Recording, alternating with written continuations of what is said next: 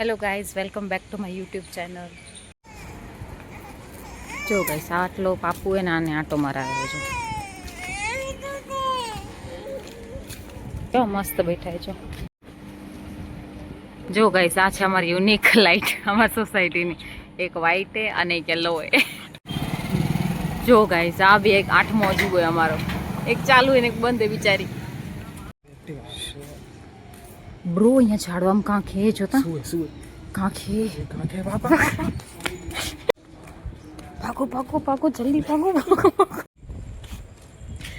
Guys, તો અમારી આ છે ને એક સોસાયટી, એટલે અમારી આ બાજુમાં જ એક સોસાયટી છે. તો એ સોસાયટીમાં એને એક કપલ રહેતા હતા, જસ્ટ ન્યૂ મેરેડ જ હતા. એવી ઉડતી ખબર આવી, મને પ્રોપર કાંઈ ખબર નથી.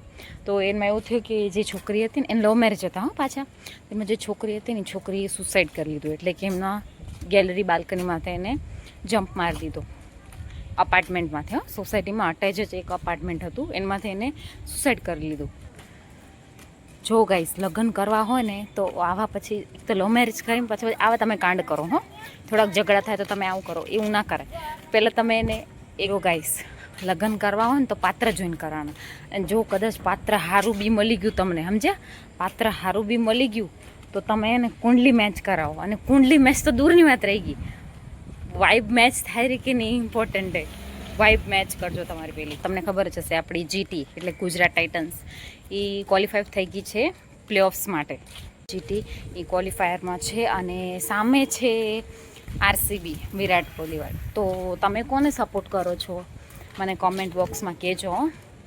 અરે કોમેન્ટ કરતાં વાર ના લાગે યાર, તમને ખબર નહીં કેમ આંગળીઓ દુખેરી. તો ગાઈઝ, હમણાં ટોપિક હાલેરું ક્રિકેટનું. તો મને એક વાત યાદ આવી ગઈ. એ વાત એ હતી કે એક ટાઈમ એવું હતું ને કે મેં બી ક્રિકેટ ટુર્નામેન્ટમાં મેં પાર્ટિસિપેટ કર્યો હતો. વુમન્સની હતી જે સ્પેશિયલી. તો એમાં પાર્ટિસિપેટ કરો ને એ ટીમ અમારા મામાની જ હતી. અમારી ટીમનું નામ હતું કૃષ્ણા 11. ને અમારા ટીમના જેટલા મેમ્બર્સ હતા ને 11 જણા, એ કોઈને પણ આમ કહેવાય ને ક્રિકેટ આવડતી જ નહોતી. બધા પહેલી વાર જ પાર્ટિસિપેટ કર્યું હતું, મસ્તીમાં જ પાર્ટિસિપેટ કર્યું હતું. તો એવું એકદમ બહુ સિરિયસ લઈ લીધું હતું અમે. તમે મોર્નિંગમાં 5 વાગે ઉઠીને અમે પ્રેક્ટિસ કરવા જતા ક્રિકેટના ગ્રાઉન્ડે. બધા પોતપોતને એક્ટિવ, એટલે અમે પ્રેક્ટિસ કરવા જતા હતા ક્રિકેટના ગ્રાઉન્ડે. પણ બહુ મજા આવી ગઈ. ભલે મસ્તીમાં પાર્ટિસિપેટ કર્યું, પણ અમે ફાઇનલ્સમાં પહોંચી ગયા. હા, હારી ગઈ વાત અલગ છે, પણ મજા બહુ આવી. અને મેઇન વાત ખાસ કે મારું નામ લેડી બુમરાહ રાખ્યું હતું. મને બોલિંગ કરતાં બહુ મસ્ત આવડે. રીલ્સ સ્ક્રોલ કરવાની, યુટ્યુબ જોવાનું કે સ્નેપ કે પછી કે ફેસબુક હોય કે વોટ્સઅપ હોય, એ બધું જોવાનું તો ઓછું રાખો. ના નથી કહેતી, જોવાનું, પણ એનો એને તે થોડુંક ફિઝિકલી બી એક્ટિવ રહેવાનું. તમે સ્પોર્ટ્સમાં એને ભાગ લેવાનો, પાર્ટિસિપેટ કરવાનું, તમને મજા આવે. વાઇબ જ આખી તમને પહેલાંવાળી આવશે બધી. કે નાનપણમાં તમે બહુ જ બધી એમ થશે કે યાર બહુ મજા આવતી નાના હતા ને ત્યારે રમતા. ચલો ગાઈસ, આજનું બ્લોગ આપણે અહીંયા જ એન્ડ કરીએ અને મળીએ કાલે નવા બ્લોગ સાથે. Thank you so much for watching. By.